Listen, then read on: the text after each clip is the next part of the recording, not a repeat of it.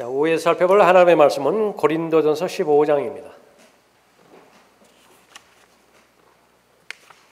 고린도전서 15장 51절부터 58절까지 받도록 하겠습니다. 오후의 설교의 제목은 이후에 일어날 일들입니다.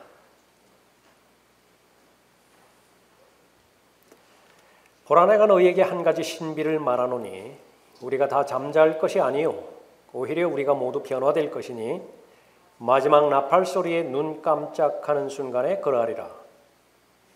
나팔 소리가 나면 죽은 자들이 썩지 아니하는 몸으로 일으켜지며 우리도 변화되리라. 그리하여 이 썩을 몸이 반드시 썩지 아니할 몸을 입고 이 죽을 몸이 반드시 죽지 아니할 몸을 입으리라.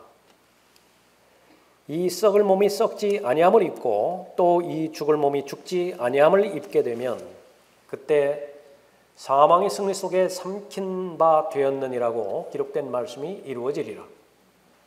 오 사망아, 너의 쏘는 것이 어디 있느냐? 오 음부야, 너의 승리가 어디 있느냐? 사망에 쏘는 것은 죄요 죄의 능력은 율법이라. 그러나 우리 주 예수 그리스도를 통하여 우리에게 승리를 주시는 하나님께 감사하노니 그러므로 나의 사랑하는 형제들아, 견고하라, 흔들리지 말라, 항상 주의 일을 넘치게 하라. 이는 너희의 수고가 주 안에서 헛되지 아니한 줄을 너희가 알미니라.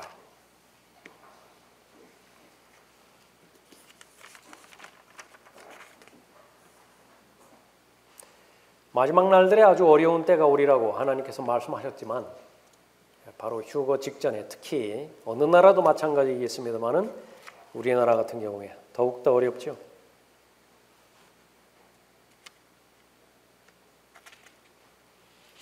지소미아는 어떻게 될 것인가?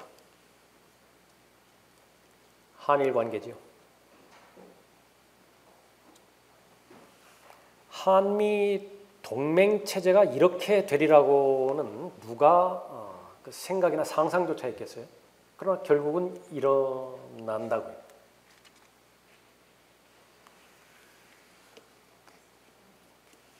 미국과 중국과의 관계를 통해서 이제 경제 문제가 또 온통 휩쓸려 버리죠. 30여 개의 나라가 지금 내전 중입니다. 홍콩 포함해서. 그러니까 시 그런 거 다 포함해가지고. 그러니까 무정부 시대로 막 이제 치달아 올라가는 것이에요. 앞으로 어떻게 될 것인가?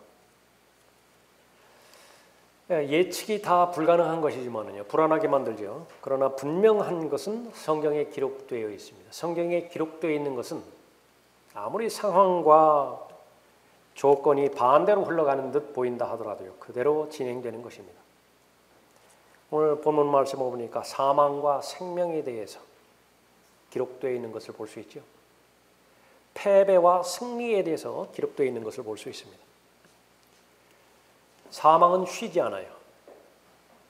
그래서 사망은 휴일이 없다고 말합니다. 사망은 외모로 취하지도 않아요. 틀림없는 사실입니다. 가장 어려웠던 때를 기억해야 되는 이유는 그 실패를 잘 분석을 해서 다시 반복되지 않으려고 하는 목적이죠. 거기에 실패하면은요, 넘어졌던 돌에 다시 걸려 넘어지게 되는 것입니다. 그것이 반복되어지면 자신의 인격으로 굳어지고요. 사람의 마음이라고 하는 것은 무엇에 노출되어지느냐에 따라서 민감해지는 것입니다. 그 소리만 들으면 귀가 번쩍 뜨인다. 졸다가도 그 소리만 들으면 정신이 번쩍 나요. 어떤 소리죠? 사람마다 다 달라요. 다 다르다고요. 우리는 성령에 민감한 그리스도인입니다. 양심에 민감한 그리스도인이지요. 앞으로 어떠한 일들이 일어날 것이냐, 그 사건에 민감한 그리스도인이에요. 그러면 잘 사는 것입니다. 세상에서는 좀 없다 하더라도 불편하구나, 가볍게 넘길 수 있어요. 그러나 그것이 반대가 되어지면은요, 돈 이야기가 나면은 정신이 버뜩 든다든지, 또 자신이 가장 우선적으로 생각하고 있는 탐심에 해당되는 우상들이 있잖아요. 다 그런 그 부분에 대해서 귀를 기울인다든지 하면은 그 반대로 오늘 본문에서 말씀하는 앞으로 일어날 일들에 대해서는 거의 관심 없이 살아가요. 카자흐스탄에 그 바주스토페 언덕이라고 하는 곳이 있습니다. 거기에 토굴 흔적이 아직까지도 보존되고 있는 것인데, 소련하고 일본하고 이제 그 충돌이 되어지면서 그 연해주에 살았던 조선인들이 잘못하면 일본 편을 들 수도 있겠다라고 하는 막연한 상상 때문에 소련 공산당이 1987년에 17만 명에 해당되지는 한인들을 카자흐스탄과 우즈베키스탄으로 강제 이주시켰어요. 화물 열차와 가축 운반 열차에 그야말로 짐짝처럼 실려서 도착지에 도착했는데 경험해보지 못한 추위를 또 굶주림을 경험해야만 됐던 것입니다. 그곳에 도착할 때까지 15,000명이 죽었어요. 얼마나 많은 숫자예요?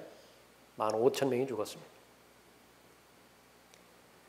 그곳에 도착한 소련은요, 아무 대책 없이 살려면 살고 죽으라면 죽으라는 것이, 목적은 하나였습니다. 이 한인들이, 연해주에 살고 있던 한인들이 일본과 가깝게만 안 지내면 되는 거예요.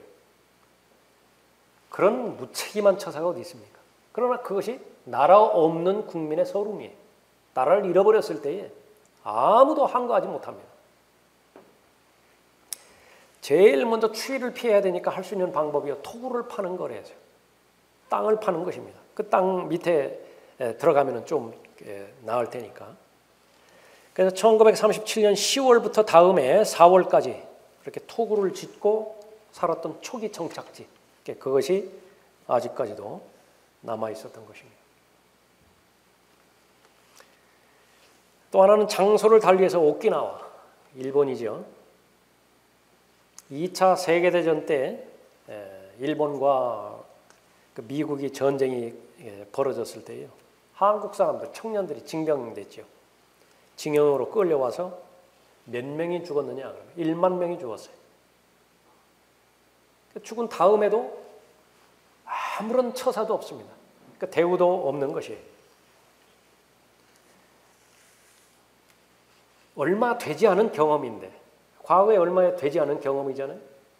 그래 다 잊어버렸다고 모두가 다 그렇게 평을 하는 것입니다. 조금 전에 살펴봤던 지소미아라든지 한미 동맹이라든지 앞으로 어떻게 되어질 것이냐? 경제는 점점 더 어려워집니다. 세계 전체 경제가 다 떨어지면 상관이 없는데 유달리 한국만 뚝뚝 떨어지는 것이에요. 경제가. 갈등과 증오로 넘쳐나죠. 갈라져도 이렇게 갈라졌던 때가 어디 있어요? 뭐 광화문이다 어디다 해가지고서 그 모임을 갖는다라고 하면 계속해서 갈등과 증오만 더 양산되고 있는 것입니다. 그리스도인은 그 속에 파묻혀서 살아가고 있죠. 그럼 어디로부터 소망을 얻어야 될 것이냐? 여러분이 할 수 있는 최선의 방책을 다 해야 됩니다. 투표를 잘 하시는 거예요. 선거에 잘 대응하시는 것이, 그것이 가장 급선무의 제일 우선적인 그런 직무이고요. 그 다음에 병행해서 우리는 이 대한민국의 시민이기 전에 하늘나라의 시민이죠. 그것이 견고하게 확고부동하게 여러분의 마음 가운데 잘 자리 잡힐 수 있어야 됩니다. 그날은 반드시 와요. 그날이 오면 일어나리라고 예언적으로 기록했던 일들은 반드시 일어납니다. 믿건 믿지 않건 상관이 없어요. 결론은 거룩한 삶을 지속적으로 살아야 됩니다. 한두 번만 사는 것이 아니라, 결단할 때만 사는 것이 아니라 그날이 올 때까지 지속적으로 거룩한 삶을 살아야 돼요. 그 결과는 하나님을 기쁘시게 하는 삶이죠. 하나님을 영화롭게 하는 그 삶이죠. 이 지상에서도 가장 만족스럽고요. 이 지상에서는 둘 다 얻을 수는 없다고 성경은 미리 전제하고 인생이 시작돼요. 두 주인을 동시에 섬길 수는 없어요. 그러니까 하나만 선택을 해야 돼요. 부질없이 30, 70 그렇게 두지 마세요.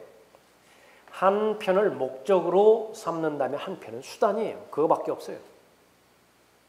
근데 이 어리석은 사람들이 자꾸 50대 50으로 두려고 한다. 어차피 이 지상에 사는 동안에 하나님을 주님으로 섬기고 산다고 한다면 경험할 수 있는 최대의 만족을 얻게 되는 것입니다. 거기서 그치는 것이 아니라 그 결과는, 그 하나님의 인정하신 그 결과는 영원히 지속되는 것입니다. 영원한 가치를 남기는 삶이에요. 이후에 일어날 일들, 다시 한번 고린도전서 이 후반부의 말씀을 마음에 새기면서 세상이 좀 어렵다 하더라도, 혼미스럽고 또 갈등이 연속되어지는 세상을 살아간다 하더라도 그리스도인으로서 마음에 반드시 새게 되는 이후에 일어날 일들을 잘 새기시기 바랍니다. 첫 번째는 큰 변화가 있을 것이에요. 얼마만큼 큰 변화냐?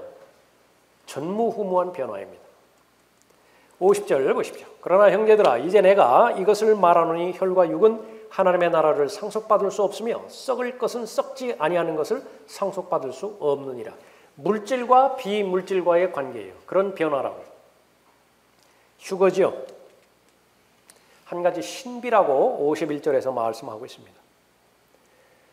다 잠잘 것이 아니요 오히려 우리가 모두 변화될 것이니 이 변화는 지금까지 경험해 본 사람은 없어요. 가장 커다란 변화입니다. 주님께서 공중으로 재림하실 때 모든 사람이 다 죽어 있는 것은 아니죠. 죽은 사람이 1차적으로 부활하고 살아있는 사람이 이제 산채로 들림받아 올라갈 것입니다. 그 사이에 어느 정도 간격이 있을 것이냐? 그것은 성경에 게시되지는 않았어요. 사도행전 2장부터 시작해서 현재까지 오늘 예수 그리스도께서 오신다고 한다면 먼저 죽은 그리스도인이 부활의 몸으로 일어날 것입니다. 그 다음에 살아있는 우리도 변모되어서 올라갈 것이에요.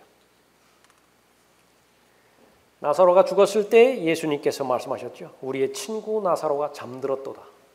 잠든 것입니다. 성경의 표현입니다. 전제는 무엇이에요? 반드시 깨어날 것이죠. 깨어나지 않는 잠드는 것이 어디 있어요? 깨어날 것을 전제로 했기 때문에 잠든다라고 그렇게 설명하고 있는 것이죠. 주님께서 다시 오시면은 한 음성이 이제 들릴 것입니다. 마치 나팔 소리 같을 것이에요. 트럼펫 소리입니다. 이 일 후에 내가 쳐다보니 보라 하늘에 한 문이 열려 있는데 내가 들은 첫 음성은 나팔 소리 같았으며 내게 말하여 이르기를 이리 올라오라. 내가 이후에 마땅히 일어나야 할 일들을 내게 보여주리라. 요한에게 하신 말씀인데요. 요한은 여러분을 예표하는 인물이죠. 교회를 예표한다고요. 근데 실제로 우리의 물리적인 휴거가 일어나기 전에 성경 곳곳을 통해서 특히 고린도전서 15장을 통해서 앞으로 일어날 일들을 미리 말씀해 주셨어요. 여러분 모두가 다 예언의 영을 가지고 있죠. 구원받았다라고 하는 증거입니다. 예언의 영, 곧 예수 그리스도를 말하는 것인데 예수 그리스도를 사랑하는 사람에게 왜 안 보여주시겠어요? 다 보여주시는 것입니다. 하나님께서 부르실 때에 이름도 호명하시는 것입니다. 하늘에서 음성이 나는데 바로 이 땅으로부터 올라오라는 것입니다. 위치 변동이에요. 그 일이 일어나면 이제 동시에 천사장, 통치자라고도 불리죠. 미카엘이 이 땅에 내려옵니다. 교회가 휴거되는 그 즉시로 다니엘의 70번째 주, 70째 주가 시작되기 때문에 그렇죠. 그때에 미카엘이 일어서리니 이는 내 백성의 자손을 위하여 일어서는 위대한 통치자라. 나팔이 울리면 다 이루어져요. 그리스도인은 위로 다 올라가고 천사장 미카엘은 나타납니다. 이제 내려와요. 하나님께서는 새로운 경륜을 시작하시는 것이죠.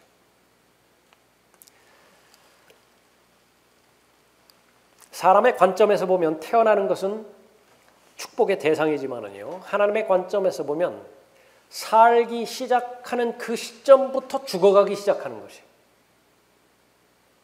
태어나면서부터 죽어가기 시작하는 것입니다. 이후에 일어날 일들, 하나님의 기록된 말씀을 마음으로 믿는 모든 사람들에게는 그 죽음으로부터 진정한 자유를 경험하게 되는 것이죠. 사람을 괴롭히는 여러 가지 질병들, 예상되는 사고들, 그 부분에 있어서 많은 피해를 입었다 하더라도 부활 때에는 다 새로운 몸을 가지고 올라가는 것입니다. 부활의 몸은 능력의 몸이 될 것이죠. 피곤하지도 않고 천년왕국 때 천년 동안 주님과 함께 이 땅에서 통치할 것입니다. 지치는 것이 무엇인지를 몰라요. 도대체 피곤하고 지친 것이 무슨 말인지를 이해를 못한다. 그때에는. 이 글을 쓰고 있는 바울은요, 이 휴거가 일어나는 시점에 반드시 자신도 포함될 것을 강조해서 기록하고 있습니다. 그래서 1인칭 복수를 써요. 우리가 그렇게. 데살로니가전서 4장에서도 마찬가지입니다. 그러니까 무엇을 보여주는 것이냐? 어느 시대에 살았던 그리스도인들 간에 참다운 믿음이 입증되어지는 것은 그 휴거의 사건에 자신을 포함시키는 믿음이에요. AD 300년에서 400년까지 산 그리스도인이에요. 그때의 휴거가 일어날 것을 믿고 이후에 일어날 일들에 대한 하나님의 약속의 말씀을 믿었다고 한다면 그 믿음은 산 믿음이에요. 어떻게 입증되는 것이죠? 그리스도의 심판석에서 5가지 면류관 가운데서 예수 그리스도의 재림을 기다릴 수 있는 성도에게 주시는 면류관이 있죠. 참여하는 거예요. 그 사람은. 이후에 일어날 일들, 세상에서는 아무리 많은 데이터를 합산을 해본다 하더라도, 예측을 해본다 하더라도 거기에는 제한이 있죠. 예상치 못한 일이 일어나기도 하고요. 예상했던 일이 일어나지 않기도 하는 것입니다. 가장 믿을 수 있는 대상은 예언의 말씀인 기록된 말씀입니다. 이후에 어떤 일들이 일어날 것인가?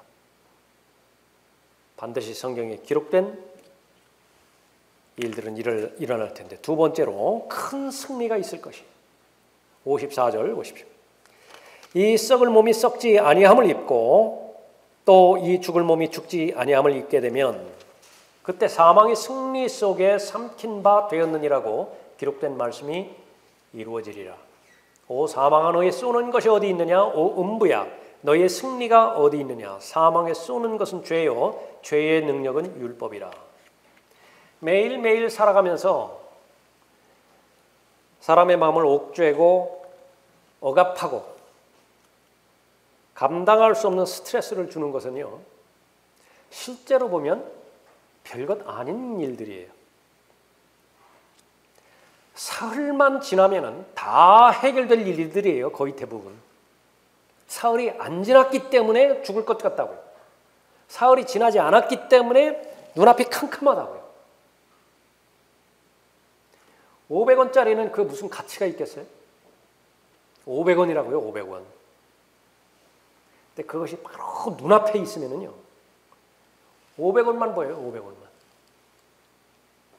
멀어지면 멀어질수록 그것이 얼마만큼 하찮은 것인지에 대해서 객관적인 평판을 하는 안목이 생기게 된다고.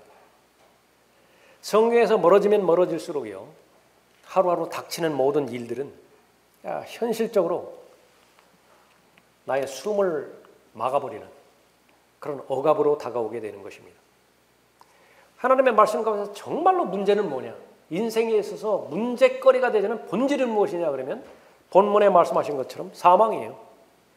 죽는 문제예요. 이 죽음의 문제가 해결되었다. 나에게는 영생의 소망이 있고 부활의 소망이 있다. 소망이 있을 뿐만 아니라 이미 영생은 내 안에 들어와서 내 것이 되어버렸죠. 그래서 우리가 들림받아 올라갈 그때부터 영생이 시작되는 것이 아니라 예수 그리스도를 개인의 구주로 믿는 그때부터 영생은 시작되었다고요. 여러분의 인생, 영생은 이미 시작된 것이라고요. 중단되지 않아요. 죽음과 사망이라고 하는 것은 무엇이냐 그러면 그냥 장소만 이동하는 것이에요. 대한민국에서 지금까지 살다가 한 6개월 동안 캐나다 여행 가는 거예요. 여기 있어도 나고 캐나다에 가 있는 나도 나예요. 동일 인물이라고요. 죽기 전에도 나고 나인 상태에서 부활하는 거예요. 그래서 영원히 사는 것이라고요. 죽음이라고 하는 것은 위치만 이동하는 것이라고요. 자, 그 문제가 해결됐어요. 내 마음에 어둠을 드릴 수 있는 현실적인 문제가 뭐가 있죠? 객관적으로 판단해 볼 때 없잖아요. 그런데 현실은 많이 어둡죠. 마음이. 그러니까 역으로 말하면 우리가 좀 잊었던 것 같아요. 무엇을 잊었어요? 이후에 일어날 일들. 현실의 급급한 일들에 매몰되다 보니까 이후에 일어날 일들에 대해서 그것도 100%죠. 100%. 반드시 일어나요. 예수 그리스도 안에 들어왔다라고 하면 그 사실이라고 한다면 하나님께서는 조건 없이 받아들인 사람이죠. 하나님 안에서 하나님께서 선택하신 사람이라고요. 예수 그리스도를 믿었다라고 하는 이유 하나만으로, 그리스도의 몸 안으로 들어왔다라고 하는 이유만으로 그 사람에게는 바로 하나님의 부인할 수 없는 예언의 말씀들을 주셨는데 그 가운데 하나가 무엇입니까? 큰 승리가 있을 것이다. 가장 큰 승리는 무엇입니까? 죽음에 대해서 싸워서 이기는 거예요.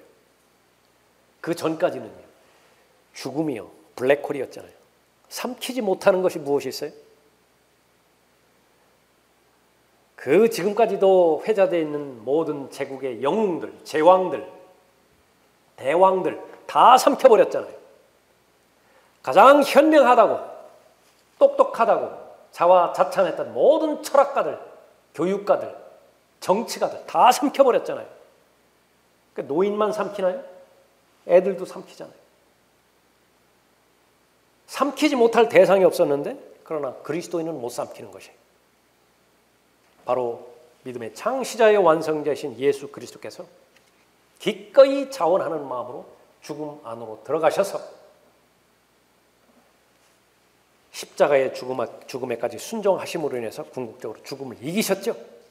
죽은 자들로부터 부활하셔서 그 승리를 값없이 선물로 나눠 주시는 것이 감사함으로 받아들이기만 그 승리는 나의 것이라.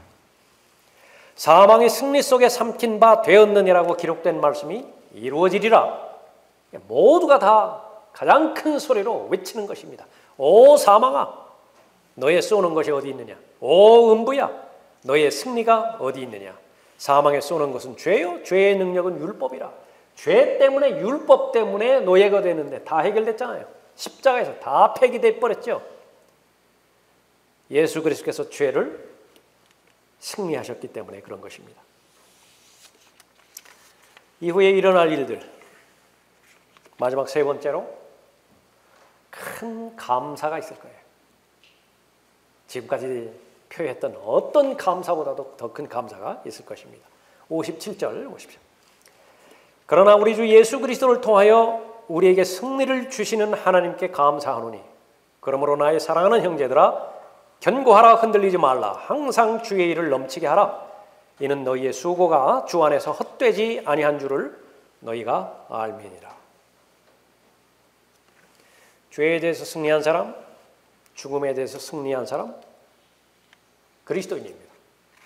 내 능력으로 이긴 것이 아니라 내 안에서 역사하신 예수 그리스도께서 대신 싸우시기 때문에 그렇죠. 내가 아니에요. 예수 그리스도이시기 때문에 그 이유 하나 때문에 우리는 승리하는 것입니다. 그 위대한 승리 앞에서 감사하지 않을 사람은 없을 것이에요. 가장 큰 감사를 드릴 것입니다. 믿음이 늘어나면 늘어날수록 이 감사의 제목은 더 많아질 것이고요. 이 찬양의 깊이는 더 깊어질 것입니다.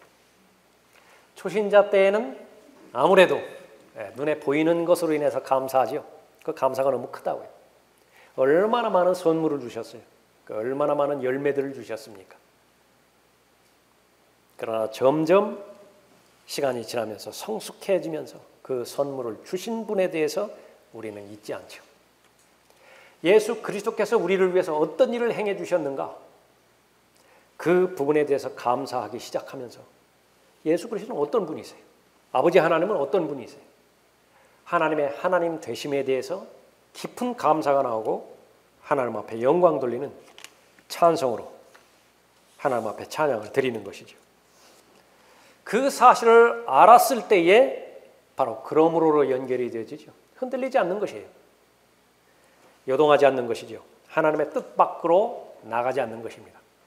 그 전까지는요. 나가고 싶었는데 육신의 힘이 너무 세니까, 육신의 욕구가 너무 강하니까 계속해서 밖으로 나가는 힘인데 그거를 통제하기에 바빴죠. 안 해야지. 안 먹어야지. 가지 말아야지. 점점 바뀌기 시작합니다.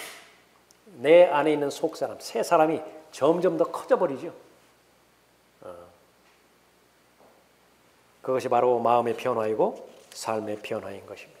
목적 지향적인 삶을 사는 사람의 축복이에요. 이 목적이 있다고요. 목적. 그 목적을 형성하게 하는 것은 이후에 일어날 일들이 결정짓는 것입니다. 그 목적을 지니기 전까지는요, 에베소서 4장 14절에 있는 것처럼 어린아이 상태를 벗어나지 못해요. 어린아이에게 무슨 목적이 있어요? 목적이 없는 어린아이에게 반드시 하는 소리가 있죠. 엄마들이 하는 소리. 밥 먹어야 된다, 손 씻고 와라. 그 소리를 언제까지 들어요? 언제까지 듣죠? 그러나 어느 시점이 되면 그 소리는 안 들어요. 아무리 바빠도 손부터 씻고 와가지고 먹을 것이라고요. 자기 자신에 대해서 인식할 수 있는 나이고 해야 할 일이 있잖아요. 건강과 체력이 보장되어야 그 일들이 완성이 되어질 수 있죠. 그러나 어린아이라고 한다면 이리저리 휩쓸리는 것입니다. 그러나 사랑 안에서 진리를 말할 때가 되어지면요, 이제 분명한 영적인 목표가 그 사람 안에 잘 자리 잡고 그 목표는 이후에 일어날 일들과 반드시 직결되어 있어요. 반드시 일어난다고요. 그렇기 때문에 애써서 일했는데, 애써서 수고했는데 그것이 죽음 바로 문턱까지만 유효하더라. 성경에서 무엇이라고 해요? 그것을? 헛되다고요. 아주 헛된 거예요. 그것이 70년 동안 지속되어지는 기술이라 하더라도 그 다음에 연장이 안 돼, 연결이 안 되는 것이에요. 성경에서는 헛되다고 말하는 것입니다. 그러나 이후에 일어날 일들에 초점을 맞추고 목적을 가진 성숙한 그리스도인, 그것은 계속해서 흔들리지 않는 삶 가운데서 견고한 삶을 계속해서 살아가는 것이죠. 헨리 마틴은 인도 선교사였습니다. 짤막한 말 한마디를 했는데 하나님을 위하여 불타기로 결정했다. 자신의 말 맞다나 35세가 되기 전에 불타버렸어요. 이에 대한 평가는 너무나 중요한 것입니다. 양적인 기간이 인생에 대한 평가를 결정짓는 것이냐, 아니면 1년을 살았다 하더라도, 아니 몇 달을 살았다 하더라도 그 인생의 질이 그 사람의 인생을 평가할 것이냐, 두말할 것도 없어요. 그것은 하루를 산다 하더라도 하나님과 동행하고 하나님께 주시는 그 하루를 살았다고 한다면 의미가 있어요. 윌리엄 보드는 억만장자였었죠. 상속을 포기합니다. 예일 대학에서 학위를 받았는데 그 학위를 뒤로 하고 예수 그리스도의 제자로 살기로 결정을 하죠. 선교사로 중국으로 가는 도중에 천수막에 걸려서 한 달 뒤 25세의 나이로 세상을 떠났어요. 세상은 그 사람에 대해서 낭비한 인생이라고 평가를 합니다. 그 수재가, 그 인재가 너무 아깝게 죽었다는 것이죠. 하나님의 관점입니다. 언제든지 자기 자신에 대해서는 하나님의 말씀에 의해서 평가를 하는 것이에요. 인생에 대해서도 마찬가지죠. 예수 그리스도께서 우리를 위해서 죽음으로부터 승리를 쟁취하셨죠. 그 이유로 인해서 우리의 생명을 그리스도를 위해서 더욱더 부지런하게 바쳐야 되는 것입니다. 일해야 되는 것이에요. 우리가 섬기고 있는 주님은 폭군이 아닙니다. 계산을 해서 이윤을 남기기 위해서 우리 보고 헌신하라 그렇게 말씀하시는 분이 아니죠. 주시는 분이세요. 언제 어디서나 주시는 분이시죠. 어떤 부분을 주시는 것이냐. 최선의 것들만 주시는 것이고 요한복음 10장 10절에 있는 것처럼 풍성한 삶을 주시기를 원하는 것입니다. 그 원리는 간단해요. 십자가를 통과해야만 돼요. 그러면 영광을 경험하게 하는 것입니다. 그 말씀이 항상 주의 일을 넘치게 하라라고 하는 것입니다. 주의 일을 넘치게 하는 데 있어서 방해받지 않는 일이 세상에 어디 있나요? 마냥 기분이 좋아서 주의 일을 넘치게 하는 일, 그런 것은 세상에 없어요. 정작 따르는 일만 한다 하더라도요, 예수 그리스도를 따르는 일만 한다 하더라도 두 가지는 선행 조건이 돼야 됩니다. 자기를 부인해야 되고요, 자기 만족대로 자기 취향대로 예수 그리스도를 따르는 삶은 없어요. 반드시 육신을 부인해야 됩니다. 그리고 자기 십자가를 져야 되죠. 신실함입니다. 그러니까 신실한 그리스도인이 바로 예수 그리스도를 잘 따르는 것이에요. 그렇게 감당할 수 있는 일을 하나씩 하나씩 감당하다 보면은요, 어느새 보면은 많은 일을 하나님을 위해서 행하게 된다고. 여러분이 이제 믿음의 초신자 시절로 한번 돌아가 보십시다. 내 안에 하나님을 기쁘시게 해드리는 성향이 있죠. 그런 기울기가 있잖아요. 교회 가고 싶고, 성경 읽는 것은 물론이고 성경에 대해서도 공부를 하고 싶잖아요. 교회 생활하는 데 있어서 나도 하고 싶은 일이 있잖아요. 그러니까 처음에 작은 일이라고 해요. 그러나 하나님 보시기에는 소중한 일이에요. 내 믿음의 분량대로라고 한다면, 지금 내 여건대로라고 한다면 그 일은 할 수가 있다고요. 결정이 되어 있죠. 꾸준히 하는 것이 삶의 우선순위 1위로 놓고 꾸준히 하는 것이에요. 다른 사람 보기에 별거 아니에요. 뭐 다 다른 사람 다 하는 거. 그러나 나한테는 소중하다고. 그 일을 꾸준히 할 때에 마귀는 겁내기 시작합니다. 정말 무서운 사람은 매일 그 일을 하는 사람이에요. 여러분 한번 평가해 보세요. 매일 여러분이 하는 일 무엇이 있는 것인가? 있습니까? 그 하나님의 은혜예요. 작은 일에 신실하다라고 하는 평가를 하나님으로부터 잘 받겠죠. 하나님께서 이제 테스트 기간이 끝났어요. 그러면 또 하나 주신다고요. 의욕이 있고 열정 있는 그런 일들을 하고 싶은 일을 주신다고요. 근데 그 일을 하기에 앞서서 버려야 되는 것이 있을 거예요. 대가를 치러야 하는 것이 있을 거예요. 그거 없이 하나님께서는 일을 맡기시지 않습니다. 고민의 기간이 있을 것입니다. 갈등의 기간이 있을 것이에요. 기도하겠죠? 경배에 참여하겠죠? 말씀을 듣고 묵상하겠죠? 마침내 성령 하나님께서 주시는 확신 가운데서 결정해내고야 말아요. 하는 거예요. 그 일을 한다고요. 역시 마찬가지로 첫 번째 일처럼 두 번째 그 일을 계속하는 것입니다. 꾸준히 하는 것이에요. 사람이 하는 말처럼 비가 오나 눈이 오나 신실함을 입증하는 것입니다. 여러분의 생활이, 여러분의 삶이 그런 것들로, 작은 일들로 많이 이루어졌고 형성이 되어져 있는 가운데서요, 많이 있을 거라고. 여러분들이 하고 있는 일들이. 당부의 말입니다. 그것을 포기하지 마십시오. 다른 것들에 대한 대가를 좀 지불한다 하더라도 그건 포기하면 안 돼요. 그것은 성령 하나님께 주신 아름다운 것들이에요. 마귀는 그것을 요구하고 있어요. 그걸 요구하고 있다고요. 여러분 가운데서 돈을 빼앗는 것이 마귀의 목적이 아니에요. 심지어 건강을 빼앗는 것도 마귀의 목적이 아니라고요. 성령께서 주신 아름다운 것들이 있어요.